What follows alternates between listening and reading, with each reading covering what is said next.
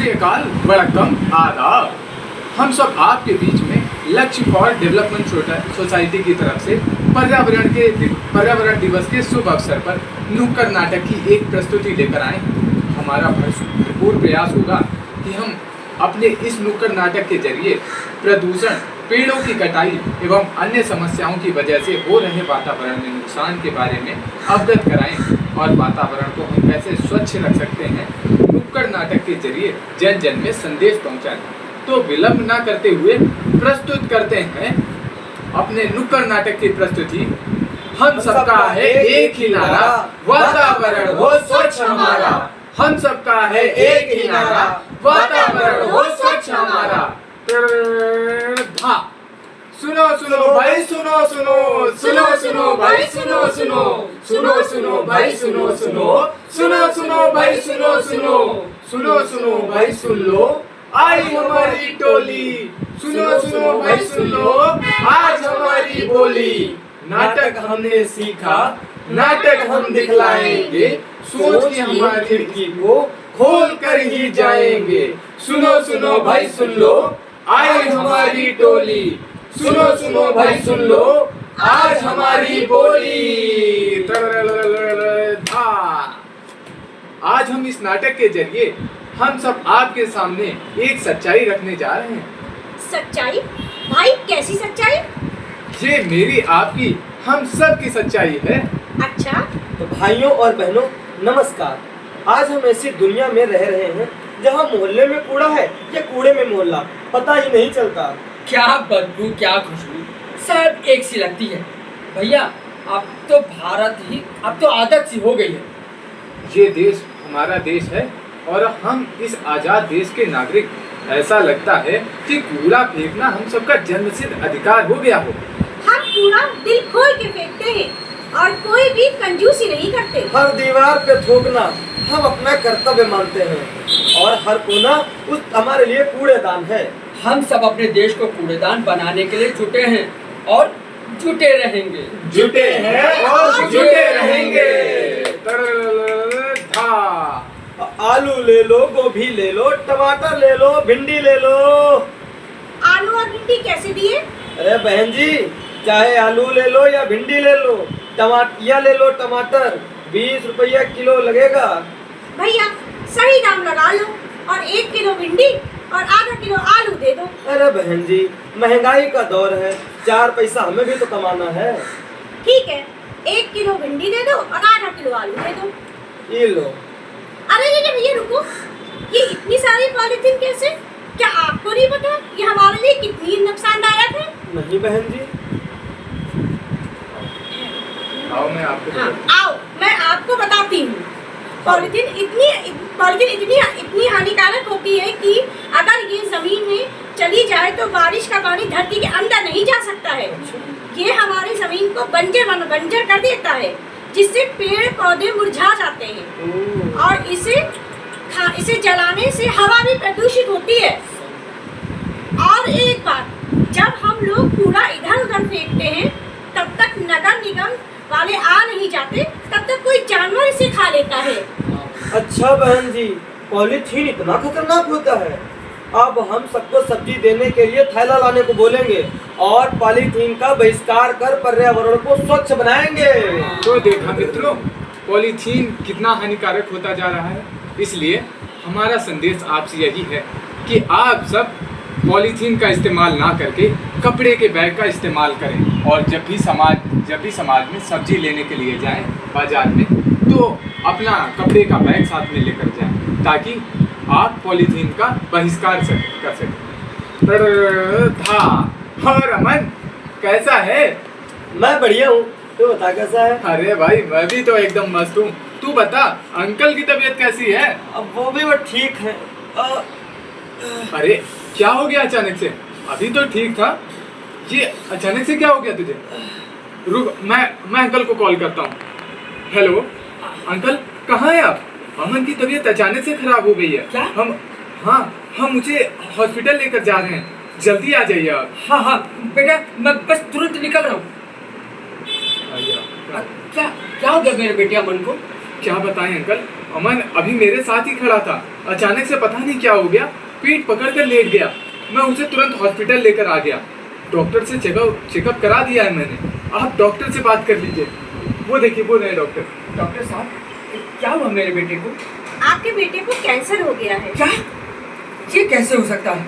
मेरा बेटा न तो गुटखा, पान, बीड़ी, सिगरेट किसी चीज को हाथ नहीं लगाता है। देखिए आप घबराइए नहीं, इसका इलाज है। डॉक्टर साहब, हम उसका खाने पीने का पूरा ध्यान रखते हैं, तो ये कैंसर? देखिए कैंसर केवल पान, पुड़िया, गुटखा, शराब खाने पीने से नहीं होता, और भी चीज़ों का ध्यान रखना पड़ता है। आप खाने पीने का ध्यान तो रखते हैं, लेकिन वो किस चीज़ों में क्या खा रहा है इसका ध्यान नहीं रख रहे हैं। मैं कुछ समझा नहीं डॉक्टर। मैं बताती हूँ। पेट के कैंसर होने के कई कारण हैं, परंतु सबसे बड़ा कारण है प्लास्टिक। ऐसे कई मरीज अभी आ चुके हैं जिनके पेट में प्लास्टिक पाया गया है। पर पेट में प्लास्टिक कैसे जाएगा, और कोई क्यों ही खाएगा प्लास्टिक को? आपकी बात बिल्कुल सही है कि कोई क्यों ही खाएगा प्लास्टिक को। हम जाने अनजाने में प्लास्टिक को खा रहे हैं। जब हम अपने गर्म खाना या चाय को प्लास्टिक की थैली का इस्तेमाल करते हैं, वो प्लास्टिक की थैली थोड़ी थोड़ी मात्रा में हमारे शरीर में जाता है। जब हम गर्म खाना या चाय को प्लास्टिक की थैली में भरते हैं, या जब हम खाते समय प्लास्टिक के चम्मच का इस्तेमाल करते हैं, तो वो प्लास्टिक थोड़ी थोड़ी मात्रा में हमारे शरीर में जाता है, और ऐसी कई बीमारियां जैसे अस्थमा, किडनी का खराब होना, कैंसर और ना जाने कितनी जानलेवा बीमारियों को जन्म देता है। डॉक्टर साहब, मेरा बेटा बच तो जाएगा ना? आपका बेटा बच जाएगा, पर मुझे जल्द से जल्द ऑपरेशन शुरू करना होगा। अंकल क्या बोला डॉक्टर ने? बेटा, ऑपरेशन करना होगा, और अमन के इलाज के लिए 5 लाख रुपए लगेंगे। कहाँ से आएंगे इतने सारे रुपए? 5 लाख रुपए?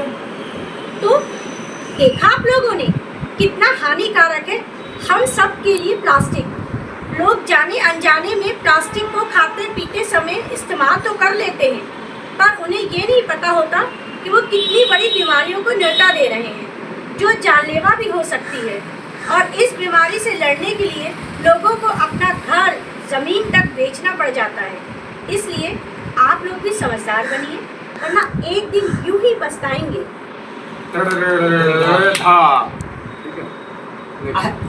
अरे अजी, सुनती हो? हाँ बताओ, कहाँ शोर मचा रहे हो? अरे शोर नहीं मचा रहे। अरे मेरी बिटिया की शादी तो निपट गई बढ़िया। अब ये बताओ, पंडाल में जो कूड़ा करकट रखा है उसका सफाई करवाएगा कि नहीं? हम वही जा रहे हैं। अब वो जो प्लास्टिक कूड़ा करकट जो इकट्ठा है, वो काम जलाए के अब ही आई थे। अरे चले जाओ, अभी घर में कितना काम बाकी है। अरे पहले जाए के कूड़ा जलाई दे, वरना जानवर पॉलिथीन खा ले हैं तो बीमार पड़ जाई हैं। इससे बढ़िया हम जला के आई थे अभी। ठीक है, जल्दी जाओ, पर जरा जल्दी आयो, बहुत काम बाकी है। अरे चाचा, ये क्या करे जा रहे हो? आपका नहीं मालूम है कि प्लास्टिक का कूड़ा कचरा जलाए से वातावरण कितना प्रदूषित हो जाता है, जिससे अस्थमा, कैंसर जैसी जानलेवा बीमारी जन्म लेती है चाचा। अच्छा भैया, तो क्या करे कचरा का? चाचा ऐसा करो, प्लास्टिक के बोतल का जो कबाड़ है, इनका कबाड़ी का बेच दो, जिससे कुछ पैसा आपको को मिल गई और वातावरण साफ सुथरा रही, और तो किसी को कौन नुकसान ना हो। तो भैया ये बताओ, ये कबाड़ी वाली कूड़ा कचरा का करिए का? अरे चाचा, ये कचरा बड़ी बड़ी फैक्ट्री में जाए के रिसाइकिल हो जाते हैं। का है रिसाइकिल? ये का होता? अरे चाचा, रिसाइकिल का मतलब होता है कि कचरा का साफ सफाई करके दोबारा इस्तेमाल में लावा जाते हैं। का साफ सफाई करके गंदगी निकल जाता है? हाँ चाचा, इसके लिए बड़ी बड़ी फैक्ट्री में बड़ी बड़ी मशीनें लगी रहती हैं, जिनमें हल्का प्लास्टिक और भारी प्लास्टिक अलग अलग जमा करके साफ सुथरा करके दोबारा बाजार में नया प्रोडक्ट बना के बेच दी जाती है। अच्छा, हाँ ऐसा होता है का? हाँ चाचा। अरे तब तो ठीक है, इस सारा कचरा उठाई के हम कबाड़ी वाले को अभय ने दे दे रहे, उससे हम सबका 4 पैसों मिल जाए और वातावरण साफ रही। हाँ चाचा, यह संदेश हम पूरे समाज में फैलावे का है, और जिससे कोई भी जानलेवा बीमारियों ना फैले, और किसी गरीब का घरों ना उजड़े। समझ गए चाचा? तो देखा भाइयों, तो देखा भाइयों और बहनों कि कैसे प्लास्टिक हम सबके लिए जानलेवा होती जा रही है, और फिर भी कुछ लोग सब जानते हुए भी नज़रअंदाज करते हुए इसका इस्तेमाल कर रहे हैं। लेकिन पछतावा तो तब होता है जब जानलेवा बीमारी प्लास्टिक का कारण बनती है। इसलिए आप भी सतर्क रहें और प्लास्टिक का बहिष्कार करें, कपड़ों के थैलों का इस्तेमाल करें और प्लास्टिक की बोतलों को रोड पर ना फेंककर कूड़ेदान में डालें। इसको लेकर सरकार भी सख्त कदम उठा रही है, जगह जगह पर कूड़ेदान लगाए हैं ताकि कोई भी कचरा रोड पर ना फेंके। जय हिंद, जय भारत, स्वच्छ भारत, स्वस्थ भारत।